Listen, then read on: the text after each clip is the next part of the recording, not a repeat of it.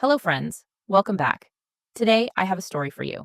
Have you ever walked through a large, empty building after hours and felt too alone? Like the silence is so heavy, it's actually hiding something? Now, imagine being locked inside a massive, dead shopping mall. You've been walking the exact same corridor for 3 hours, and you suddenly realize the plastic mannequins in the store windows aren't just wearing different clothes, they are slowly turning their heads to watch you pass. Let me introduce you to Marcus. Marcus was 56, a retired mechanic who just wanted a quiet, low stress job to pay off a few lingering medical bills. He wasn't looking for excitement. He just wanted to clock in, drink his coffee, and be left alone.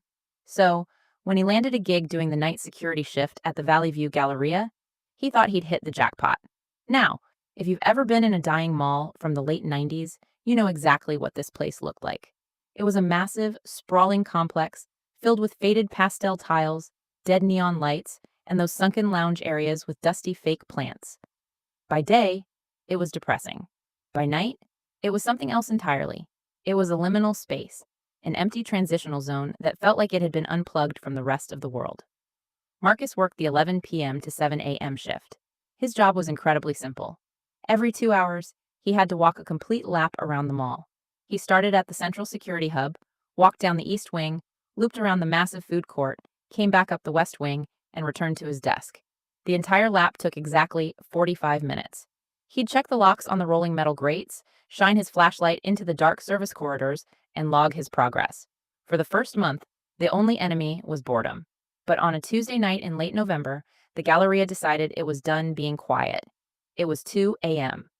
Marcus grabbed his heavy flashlight, clipped his two-way radio to his belt, and locked the security office door behind him. The mall was completely silent, except for the low, distant hum of the HVAC system. He started down the east wing, his rubber-soled boots squeaking slightly on the polished floor. He walked past the old anchor store at the end of the wing. It was a massive, two-story department store called Montgomery's. The store had been closed for months, but the display windows were still fully intact. Inside the glass, standing in the dark, were 4 mannequins. 2 men, 2 women. They were those cheap, featureless ones.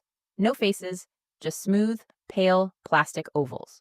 They were arranged in a casual, conversational circle, like they were chatting at a party.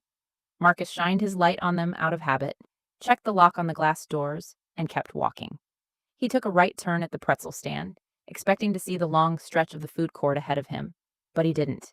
Instead of the food court, he was staring down another long corridor of closed shops. That was weird, but Marcus didn't panic. You know how it is in these massive, symmetrical buildings. You take a wrong turn, you get turned around. He figured he had just taken a left instead of a right, so he turned around, walked back to the pretzel stand, and took the other path. He walked for about 5 minutes. The corridor felt unusually long. The overhead emergency lights seemed dimmer than usual, casting long, unnatural shadows across the floorboards. Eventually, he saw the end of the wing approaching. He let out a sigh of relief, but as he got closer, his flashlight beam caught something familiar. It was a massive, two-story glass storefront. It was Montgomery's. Marcus stopped dead in his tracks. That was impossible. Montgomery's was at the complete opposite end of the mall. He had been walking in a straight line away from it for 10 minutes.